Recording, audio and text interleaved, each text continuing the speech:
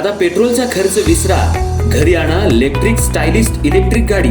100% भारतीय बनावटीची electrics EV electric गाडी आता उपलब्ध।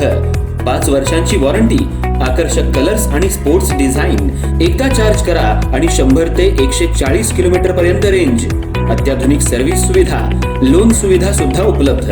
आजच भेट द्या साई मोटर्स, किसान चौक, इचलकरंजी। संपर्क 93 73 27 57 52 किंवा 0230 299 77 66। नो पेट्रोल नो टेन्शन, इलेक्ट्रिकचा स्मार्ट पर्याय।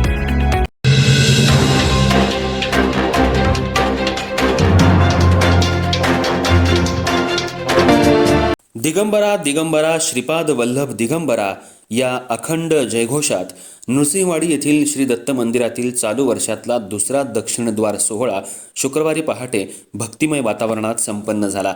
पहाटे 4:30च्या सुमाराला कृष्णा नदीचं पाणी मंदिराच्या उत्तर द्वारातून आत प्रवेश करून श्रींच्या पवित्र पादुकांवरून प्रवाहित झालं आणि दक्षिण द्वारातून बाहेर पडलं। या दुर्मिळ आणि दैवी क्षणांचं दर्शन घेण्यासाठी राज्याच्या विविध भागांमधून आलेल्या हजारो दत्तभक्तांनी मोठी गर्दी केली होती। गेल्या काही दिवसांपासून धरणाच्या पाणलोट क्षेत्रात सुरू असलेल्या मुसळधार पावसामुळे तसंच धरणातून सुरू असलेल्या विसर्गामुळे कृष्णा नदीच्या पाणी पातळीत सातत्यानं वाढ होतीये।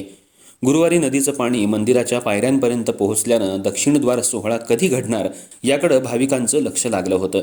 अखेर शुक्रवारी पहाटे कृष्णामाईनं श्रींच्या पादुकांना स्पर्श करत जलाभिषेक केल्यानं परिसरात भक्तिभावाचं आणि उत्साहाचं वातावरण निर्माण झालं। दत्त संप्रदायात दक्षिणद्वार सोहळ्याला अत्यंत पवित्र मानलं जातं।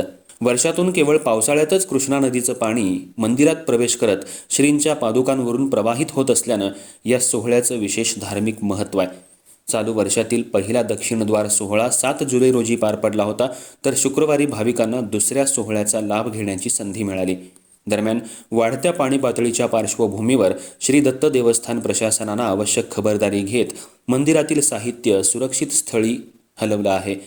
कृष्णा नदीच्या पाण्यानं मंदिराला वेढा दिल्यानं श्रींची उत्सव मूर्ती नारायण स्वामी मठात ठेवण्यात आली असून तिथं भाविकांच्या दर्शनाची व्यवस्था करण्यात आली आहे। तसंच सर्व नित्यपूजा आणि धार्मिक विधी नारायण स्वामी मठात नियमित सुरू राहतील अशी माहिती देवस्थानच्या वतीनं देण्यात आली। धरण परिसरात पावसाचा जोर अद्याप कायम असल्यानं कृष्णा नदीच्या पाणी पातळीत आणखी वाढ होण्याची शक्यता व्यक्त होतीये।